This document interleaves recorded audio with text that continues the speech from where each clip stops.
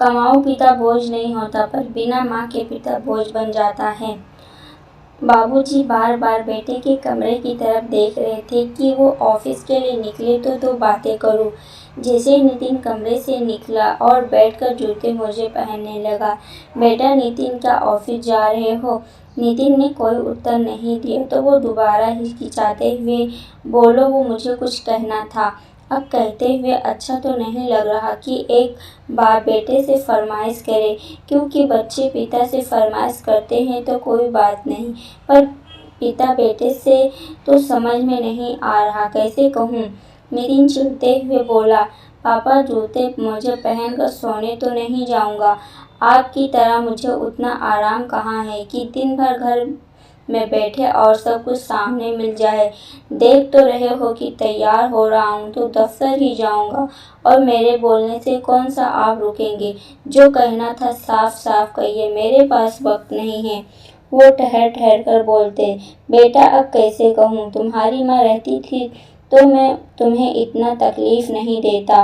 वो मैं ये कह रहा था कि अगर तुम्हें वक्त मिले तो मेरे लिए 2 शर्ट ला दो, दोनों शर्ट के बटन टूट रहे हैं।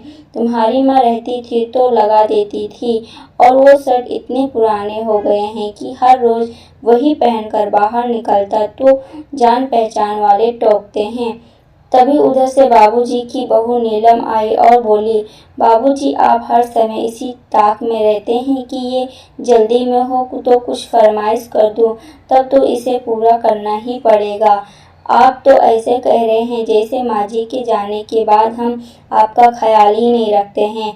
ऐसे तो आप शेर बने घूमते थे, अब क्या हो गया? अब क्यों भीगी बिल्ली बनकर बेटे से कह रहे हैं? और मुझे माँ जी की तरह खाली मत समझना कि दिन रात चूल्हा चौका करूं और फिर सबके शर्ट के बटन लगाती रहूं। बाबूजी बोले, बहू सही कह रही हो, वो घर संभालती थी पर अपने चेहरे पर सिकन नहीं आने देती थी। कांता के जाने के बाद मैं तो जैसे अनाथ ही हो गया। और वैसे भी कमाऊ पिता बोझ नहीं होता, पर बिना माँ के पिता बेटे बहू पर बोझ बन जाता है। समझ सकता हूँ, मैं तुम लोगों के लिए परेशानी बन गया हूँ। आए दिन तुम लोगों से फरमाइश जो करता रहता हूँ। नितिन बोला, बस बस बाबूजी, अब इमोशनल ड्रामा करना मत शुरू कर दीजिए। अगर शर्ट के बटन टूट जाते हैं तो उसे मत पहनिए, पर कम से कम ताने तो मत दीजिए। याद है ना बचपन में जब मैं नई शर्ट मंगाता था तो कहते थे कि क्या ज़रूरत है, माँ तुम्हारी बटन लगा देगी। तो अब आपकी समस्या का मेरे पास समाधान है। वो हैरान से बोले, वो क्या बेटा? नितिन नीलम से बोला, नीलम मेरे कितने शर्ट पुराने हो गए जो मैं अब ऑफिस पहनकर जाने लायक नहीं है। ऐसा करो उसमें से 2 शर्ट निकाल कर बाबूजी को दे दो और मेरे लिए 2 शर्ट ऑनलाइन ऑर्डर कर दो। ठीक है बाबूजी, अब आपकी समस्या का समाधान हो गया, और पैसे कोई पेड़ पर लगे नहीं होते। इतना कहकर नितिन ऑफिस चला गया। उसके जाते ही नीलम बोले, बाबूजी क्या माँ जी ने आपको कभी नहीं बताया था? मुझे तो बात बात पर टोकती थी कि जाते हुए इंसान को टोकना नहीं चाहिए। आप तो ताक में बैठे रहते हैं, अगर मैं ना रहूं तो आप अपने बेटे को चैन की सांस नहीं लेने देंगे। इतना सुनाकर नीलम वहां से चली गई। दोपहर में बाबूजी फ्रिज से पानी की बोतल निकाल कर जा रहे थे। नीलम बोली, बाबूजी कहाँ चले? वो पलटकर देखने लगे। नीलम बोली, पानी की बोतल तो निकाल लिए, पर कभी बोतल भर कर नहीं रखते हैं। अब शाम में अगर नितिन या कोई मेहमान आए तो मैं क्या करूँगी? मैं पानी लेने से मना नहीं कर रही हूँ, पर जितना पानी ले लेते हैं उतना ही भरकर फ्रिज में रख दीजिए।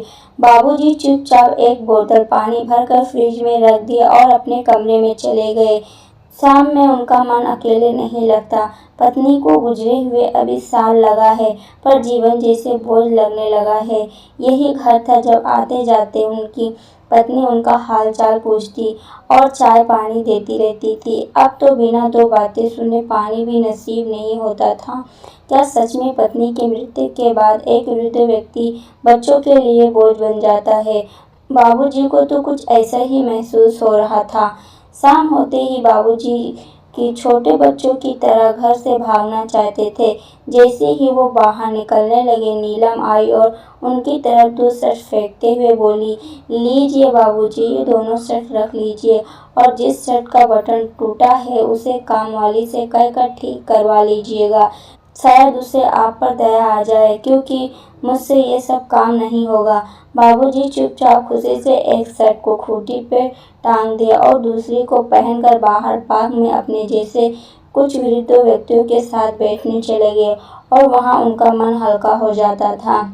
तो दोस्तों, इसके आगे का भाग आपको पार्ट 2 में देखने को मिलेगा। जब तक आप इसे देखिए, लाइक, शेयर और चैनल पे अगर नया आए हैं तो चैनल को भी सब्सक्राइब कर लीजिए।